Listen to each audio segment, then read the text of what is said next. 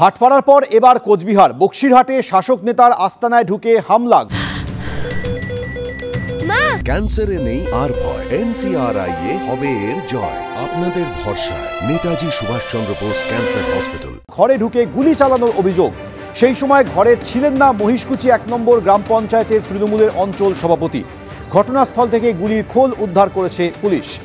শাসক নেতা নিহার বড়ুয়ার আস্তানায় ঢুকে গুলি চালায় কেউ বা কারা, বিস্তারিত কথা বলবো আমাদের প্রতিনিধি শুভেন্দু ভট্টাচার্য। শুভেন্দু, কারা কি কারণে হামলা চালালো, কি অভিযোগ শাসকের? দেখো, মহিষকুচি 1 নম্বর অঞ্চলের তৃণমূলের অঞ্চল চেয়ারম্যান নিহার বড়ুয়া, তার যেটা অভিযোগ যে তিনি তার এই ক্র্যাশার মেশিন, সেখানে একটি ঘর রয়েছে, সেই ঘরে নিয়মিত সেখানেই থাকেন এবং গতকাল রাতে তিনি ছিলেন না, তার ভাগ্নে সেখানে উপস্থিত ছিল এবং তার দাবি যে বিজেপি আশ্রিত দুষ্কৃতীরা ঘরের দরজা ভেঙে সেখানে প্রবেশ করে এবং তার ভাগ্নেকে নিহার বড়ুয়া ভেবে তার উপর হামলা চালাতে যায়। সেই সময় তার ভাগ্নে সেখান থেকে কোনো ক্রমে বেঁচে পালিয়ে আসে জানলা দিয়ে এবং তাকে লক্ষ্য করে গুলি ছোড়ে। সেই গুলি লক্ষ্যভ্রষ্ট হয়ে ঘরের দেওয়ালে লাগে এবং এরপরেই রাতে পুলিশকে খবর দেওয়া হয়। বক্সিরহাট থানার পুলিশ আসে এবং পুলিশ সেখান থেকে একটি গুলির খোল সেখান থেকে উদ্ধার করে নিয়ে যায় এবং সরাসরি অভিযোগ করেছে বিজেপির দিকে তৃণমূল নেতা। তার দাবি এলাকায় তিনি সংগঠনকে শক্তিশালী করছেন, তাই বিজেপি তার উপর এই পরিকল্পিতভাবে হামলা করেছে এবং গতকাল তিনি সন্ধ্যের পর কোচবিহারের বাড়িতে ছিলেন এবং সেই জায়গায় তার ভাগ্নে সেখানে উপস্থিত ছিলেন। তো কাজেই লক্ষ্য কিন্তু সেই নিহার বড়ুয়াই ছিল, এমনটাই দাবি শাসক নেতার। এবং যদিও বিজেপি পুরো অভিযোগ কিন্তু অস্বীকার করেছে, তাদের দাবি এটা পুরোপুরি তৃণমূলের অন্তর্দ্বন্দ্ব এবং তৃণমূলের এই অন্তর্দ্বন্দ্বের ফলেই এই গুলি চালানোর ঘটনা ঘটেছে, বিজেপি কোনোভাবেই দায়ী নয়। এবং সব মিলিয়ে ইতিমধ্যেই ঘটনায় চাঞ্চল্য ছড়িয়েছে এবং কিছুক্ষণের মধ্যেই যেটা জানা যাচ্ছে যে নিহার বড়ুয়া এবং তারা কিন্তু বক্সিরহাট থানায় পৌঁছেছে অভিযোগ দায়ের করার জন্য। পুলিশ ইতিমধ্যেই ঘটনা তদন্ত শুরু করেছে। ধন্যবাদ শুভেন্দু। একদিকে কোচবিহারের বক্সিরহাটে তৃণমূল নেতার আস্তানায় ঢুকে গুলি চালালো বিজেপি আশ্রিত দুষ্কৃতীরা বলে শাসক দলের অভিযোগ। একই ধরনের ঘটনা গতকাল ঘটে গিয়েছিল, যখন নৈহাটিতে ভোট চলছে, পাশের ভাটপাড়ায় চলল গুলি। ভোট হলো নৈহাটিতে, লাশ পড়ল পাশের ভাটপাড়ায়। জগদ্দল থানা থেকে ঢিলছোড়া দূরত্বে শুট আউট। খুন হয়ে গেলেন ভাটপাড়া পুরসভার 12 নম্বর ওয়ার্ডে প্রাক্তন তৃণমূল সভাপতি অশোক সাউ। চায়ের দোকানে বসে চা খাওয়ার সময় 3 জন দুষ্কৃতী এসে হামলা চালায় তার উপর। দোকানের মধ্যেই গুলিতে ঝাঁঝরা করে দেওয়া হয় তৃণমূল নেতাকে। অর্থাৎ পরপর দুদিনে দুটি ঘটনা ঘটে গেল।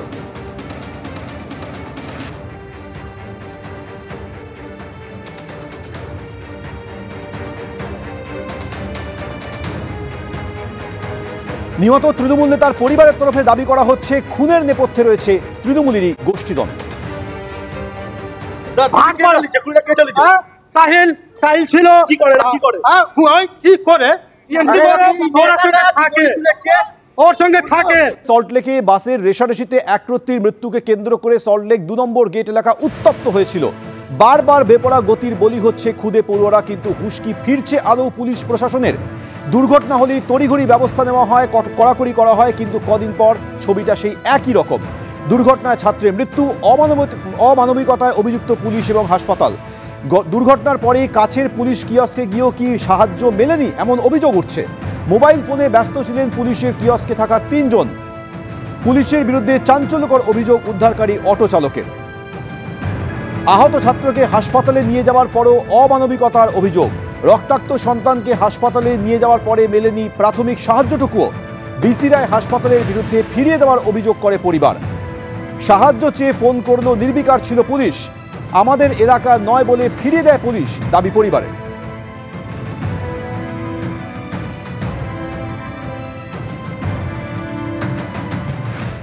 বিধাননগর 2 নম্বর গেটের মোড়ের কাছে পথ দুর্ঘটনায় প্রাণ গেল এক শিশুর।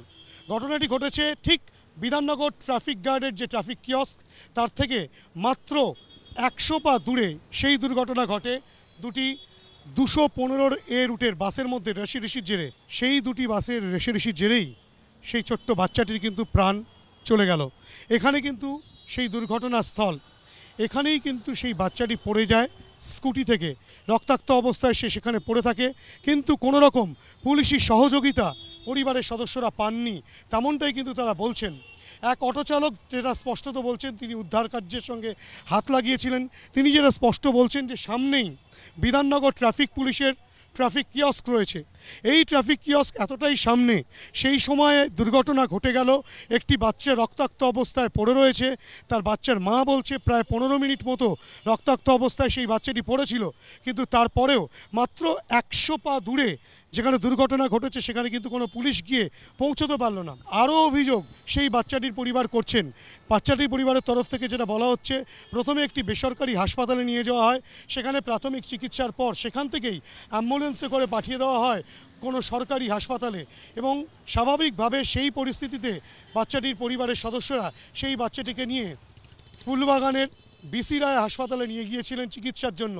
কিন্তু তারা যেটা গুরুতর অভিযোগ করছেন যে সেখানে চিকিৎসকরা তাদেরকে কিন্তু কোনো রকম কোনো সহযোগিতা করেননি, বাচ্চাটিকে দেখেননি এবং রীতিমতো রেফার করে দেওয়া হয় চিত্তরঞ্জন হাসপাতাল অথবা এনআরএস হাসপাতালে নিয়ে যেতে বলা হয়। এই অভিযোগ কিন্তু পরিবারের। পরবর্তী ক্ষেত্রে সেই বাচ্চাটির অবস্থা যথেষ্ট আশঙ্কাজনক হয়ে ওঠে। বেলেঘাটার একটি নার্সিংহোমে নিয়ে যাওয়া হলে সেখানে সেই বাচ্চাটিকে মৃত বলে ঘোষণা করেন চিকিৎসকেরা। বর্তমানে এই দুর্ঘটনা ঘটে যাওয়ার পর টনক নড়েছে প্রশাসনের। তারা ইতিমধ্যেই স্পিড ব্রেকার এটি তৈরি করেছে, কিন্তু সেই স্পিড ব্রেকার আদৌ কি সেই রেষারেষি রোধ করতে পারবে? পুলিশি নজরদারি কি আদৌ বাড়বে? সেই নিয়ে উঠছে প্রশ্ন। ক্যামেরায় দীপ্তেন্দু চক্রবর্তীর সঙ্গে হিন্দল দে, এবিপি আনন্দ, বিধাননগর। দুটো বাস রেষারেষি করতে গিয়ে বাসটা আমাকে মারলো, এমন যে আমার বাচ্চা পেছনে ছিল এমন মারলো, আমার বাচ্চা পুরো ছিটকে এসে সামনে ওই মানে ডিভাইড না কিসে ছিল আমি অতটা ধ্যান দিইনি, ওখানে বাচ্চা আমার লাগলো।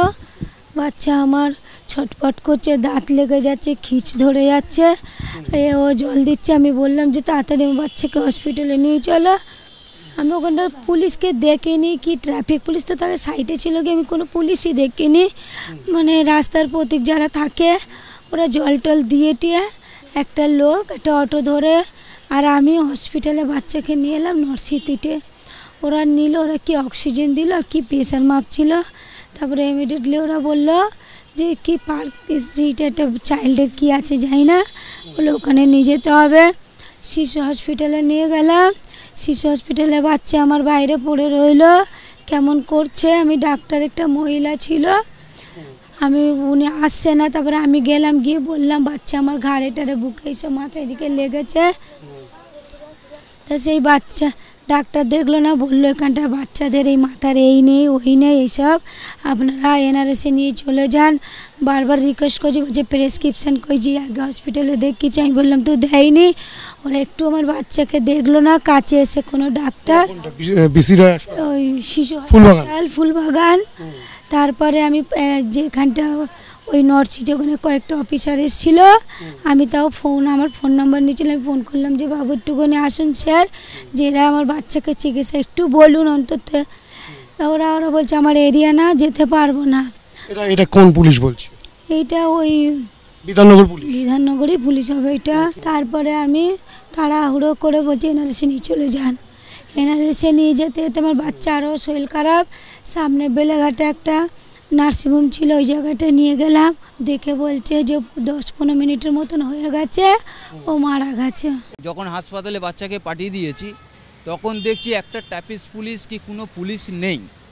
তখন আমি ভাবলাম যে এখানে তো সবসময় পুলিশ থাকে, আজকের কেন পুলিশটা নেই। ছুটে আমি গেলাম ওই পুলিশ রুমে, পুলিশের যে ক্যাম্পটা করা আছে ওখানে গেলাম। ওখানে দেখছি 3টে পুলিশ ওখানে বসে রয়েছে, ফোন ঘাটছে। আমি দরজাটা খুলে দেখছি 3জন। আমি দাদা অ্যাক্সিডেন্টের পরে ফোন ঘাটছে? হ্যাঁ, ওনারা জানেই না যে ওখানে অ্যাক্সিডেন্ট হয়েছে। উনি আরও উল্টিয়ে যখন আমি বলছি স্যার আপনারা এখানে বসে আছেন, এত বড় একটা অ্যাক্সিডেন্ট ঘটে গেল, বলছে কোথায় কোথায়, বলছে তার জন্য দেখছি গাড়ি যাচ্ছে না, জাম লেগে যাচ্ছে। ওরা ভিতর দেখছে গাড়ি যাচ্ছে না, জাম লেগে যাচ্ছে, তবুও ওনারা ভিতরে বসে রয়েছে। হ্যাঁ, তা বলার পরে ওনারা সাথে যে একজন ট্রাফিক পুলিশ যেখানে আমরা লস সিটিতে বাচ্চাটাকে নিয়ে গেছিলো ওইখানেই ওই বাচ্চাটা গেছে, পুলিশটা দৌড়ি চলে গেল। পুলিশ কোনো সাহায্য করেনি বলে অভিযোগ করেছে নিহত শিশুটির পরিবার। যদিও পুলিশের তরফ থেকে বলা হচ্ছে নিহত এবং আহত কারো মাথাতেই ছিল না হেলমেট। কিভাবে দুর্ঘটনা সিসি ফুটেজ খতিয়ে দেখা হচ্ছে। সাহায্য না করার অভিযোগ খারিজ করে দাবি করেছে পুলিশ বলে সূত্রের খবর। দুটি বাস চালকের 3 দিনের পুলিশ হেফাজতের নির্দেশ দিয়েছে আদালত।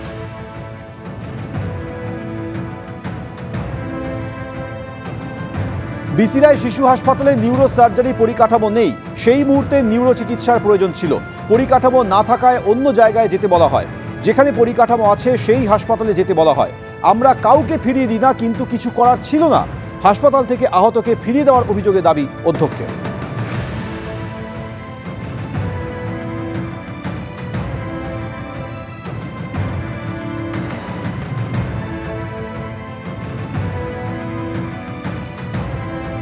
এই দুর্ঘটনা প্রসঙ্গে পরিবহন মন্ত্রী কি বক্তব্য শোনাবো। আগামীকাল আমরা একটা বড় মিটিংয়ে বসছি উচ্চ পর্যায়ে। সেখানে আমাদের আরবান মিনিস্টার ফিরহাদ হাকিম সাহেব থাকবেন, সিপি সাহেব থাকবেন, বাস অ্যাসোসিয়েশনকে ডাকছি, আমরা ডাকছি ড্রাইভারদের যে ইউনিয়ন আছে তাদের ডাকছি, পাশাপাশি যারা সরকারি এসটিইউ চালায় মানে আমাদের যে 3টে এসটিইউ আছে তাদের এমডিদেরও ডাকছি। ডেকে আমরা যেটা করতে চাই একটা নির্দেশিকা এবং সেটা বলবৎ করার কথাই বলা হবে যে ট্রাফিক রুল মেনে চলতে হবে এবং বেপরোয়াভাবে গাড়ি চালানো এবং ওভারটেক করা এবং র্যাশ ড্রাইভিং একটা জনবহুল রাস্তা দিয়ে করার ফলে যে মৃত্যু হচ্ছে তার বিরুদ্ধে রাজ্য সরকার কিন্তু এবার কড়া পদক্ষেপ নেবে। অ্যাক্সিডেন্ট হলো, ড্রাইভার পালিয়ে গেল, কেস হলো গাড়ির মালিকের বিরুদ্ধে, এবার সরাসরি ড্রাইভারের বিরুদ্ধেও হবে, কারণ ড্রাইভার মূলত তার হাতে স্টিয়ারিং, সে ভাবছে আমার কি হবে, আর তার ড্রাইভারের লাইসেন্স ধরে হবে, তার লাইসেন্স ব্লক হবে এবং মামলা হবে এবং তারপর সেটা নিশ্চয়ই বিচার ব্যবস্থার মধ্যে দিয়ে ঠিক হবে যে দোষ কোন কার ছিল না ছিল পরের ব্যাপার, কিন্তু প্রাথমিকভাবে যে গাড়ি চালাচ্ছে তার দায়টা অনেকটা বেশি থাকে। অনিচ্ছাকৃত খুনের মামলা, হ্যাঁ, এই ধরনের অনিচ্ছাকৃত খুনের মামলা হবে।